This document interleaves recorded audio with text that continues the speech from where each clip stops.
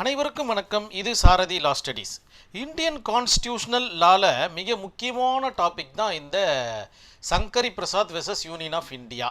இந்த case study உங்களுக்கு அடிக்கடிக்கு கேட்டுக்கிட்டே இருப்பாங்க, நேரடியாகவோ அல்லது மறைமுகமாகவோ. அது மட்டும் இல்லாமல் இந்த கேஸ் ஸ்டடி இல்லாமல் உங்களால் உங்களுடைய ஆன்சர் ஷீட்டை ஃபில் பண்ணவே முடியாது. ஏன்னா ஏதாச்சும் ஒரு இடத்துல சூட்டபிளான இடத்துல நம்ம தான் எழுதணும்.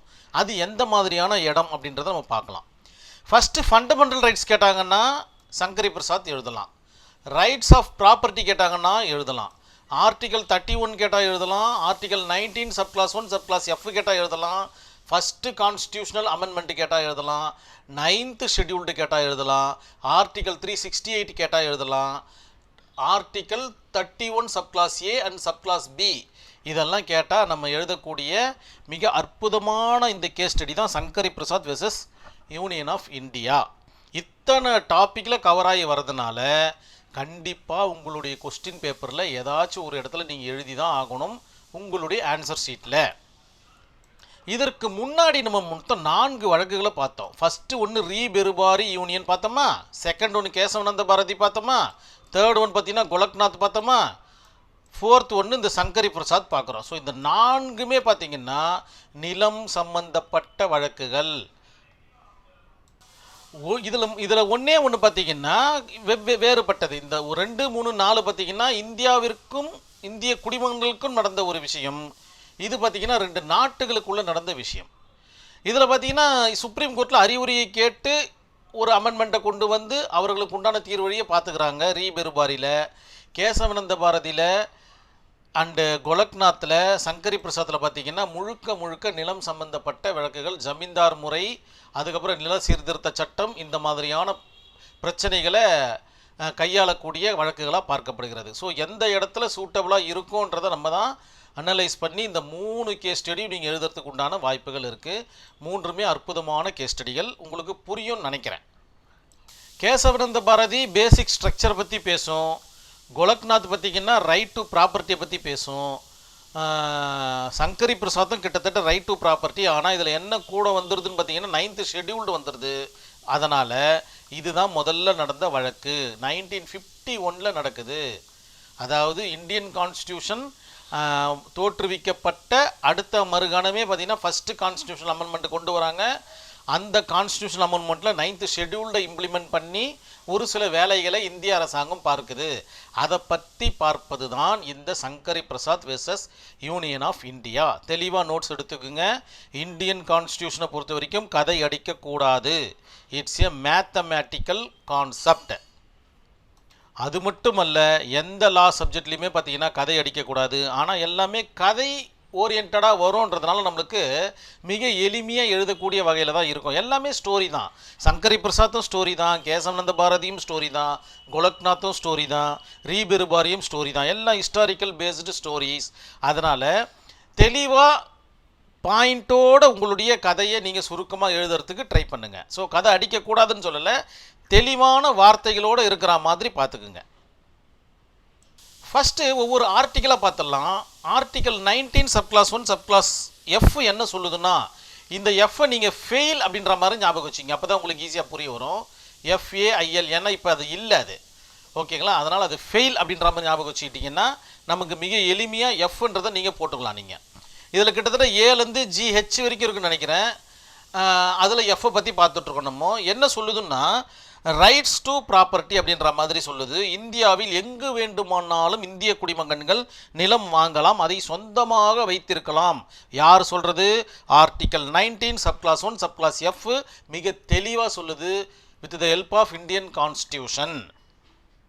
ஆர்டிக்கல் 31 என்ன சொல்லுதுன்னு பார்த்தீங்கன்னா, அப்படி ஆர்டிக்கல் 19 சப்கிளாஸ் 1 சப்கிளாஸ் எஃப்பின் படி வைத்திருக்கும் நிலத்தை இந்திய அரசாங்கம் கையகப்படுத்தக்கூடாது.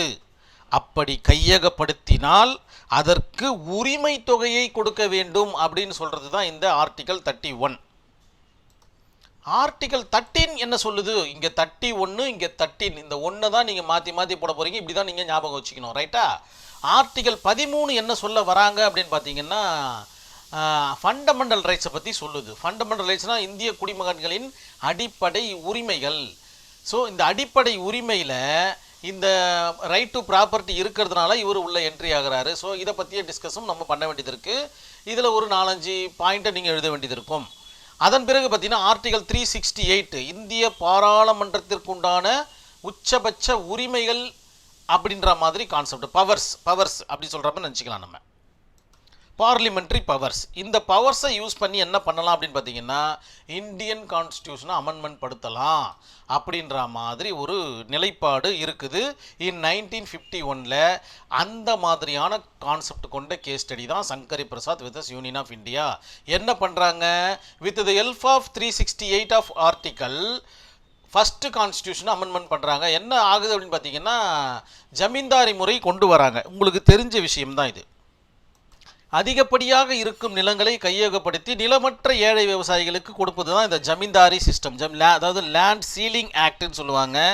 ஒரு ஸ்டேட்டில் ஒரு மாதிரி இருக்கும். ஓகேங்களா, கிட்டத்தட்ட எல்லாமே நில சீர்திருத்த சட்டங்கள் தான். அந்த மாதிரி இருக்கும்போது ஒவ்வொரு ஸ்டேட்டுக்கு தகுந்த மாதிரியும் தமிழ்நாட்டில் எனக்கு தெரிஞ்சு 7 ஏக்கர் சீலிங் வச்சாங்கன்னு நினைக்கிறேன். கேரளாவில் பார்த்தீங்கன்னா 30 ஏக்கர்ஸ் வச்சுருக்காங்க. பஞ்சாபில் 30 ஏக்கர்ஸு. இந்த மாதிரி ஒவ்வொரு ஸ்டேட்டுக்கும் ஒரு மாதிரியான லேண்ட் சீலிங் இருந்திருக்கு. அப்படி இருக்கும்போது என்ன பண்ணுறாங்கன்னா சங்கரி பிரசாத்துடைய லேண்டை பார்த்திங்கன்னா சீலிங் பண்ணும்போது அவர் ரைட் டு ப்ராப்பர்ட்டியை அவர் கையில் எடுக்கிறாரு. அவர் சுப்ரீம் கோர்ட்டுக்கு போகிறாரு. இதுதான் பார்த்திங்கன்னா ஃபஸ்ட்டு கான்செப்ட். ஏன் அவர் சுப்ரீம் கோர்ட்டுக்கு போகிறாரு அப்படின்னும் பட்சத்தில் எதை இந்திய அரசாங்கம் பார்க்குது அப்படி இல்லைன்னா இந்த ஆர்டிகல் 368 எதை பார்க்குது அப்படின்னு பார்த்தீங்கன்னா ஒன்று ஆர்டிகல் 13 பார்க்குது, இன்னொன்று பார்த்தீங்கன்னா ஆர்டிகல் 13 அதாவது 31 பார்க்குது, இன்னொன்று ஆர்டிகல் 19 சப்கிளாஸ் 1 சப்கிளாஸ் எஃப் பார்க்குது. இந்த 3 ஆர்டிகளுமே பார்த்திங்கன்னா இந்த ஆர்டிகல் 368க்கு எதிர்மறையாக இருக்குது. அதாவது நிலத்தை கையகப்படுத்துகின்ற வகையில் மட்டும். ஸோ இந்த மாதிரி எதிர்மறையாக இருக்கிறதுனால வில்லன்களாக இருக்கிறது இந்த 3 ஆர்டிகளுமே. இது இருக்கிற வரைக்கும் நம்மளால் நிலத்தை கையகப்படுத்த முடியாது. நம்மளுடைய லேண்ட் சீலிங் ஆக்டு, நில சீர்திருத்த சட்டம் எடுபடி ஆகாது அப்படின்னு தெரிஞ்சுக்கிட்ட இந்திய அரசாங்கம் என்ன பண்ணுறாங்கன்னா அவசரமாக ஒரு அமெண்ட்மெண்ட்டை நம்ம பண்ணிடலாம் அப்படின்ற மாதிரி ஃபஸ்ட்டு கான்ஸ்டியூஷனல் அமெண்ட்மெண்ட்டை கொண்டு வராங்க with the help of article 368. அதன்படி என்ன பண்ணுறாங்கன்னு பார்த்தீங்கன்னா ஆர்டிகல் 31 சப்கிளாஸ் ஏவை உருவாக்குறாங்க, ஆர்டிகல் 31 சப்கிளாஸ் பியை உருவாக்குறாங்க. ஸோ இதை மட்டும் கையை வைக்கிறாங்க இப்போதைக்கு.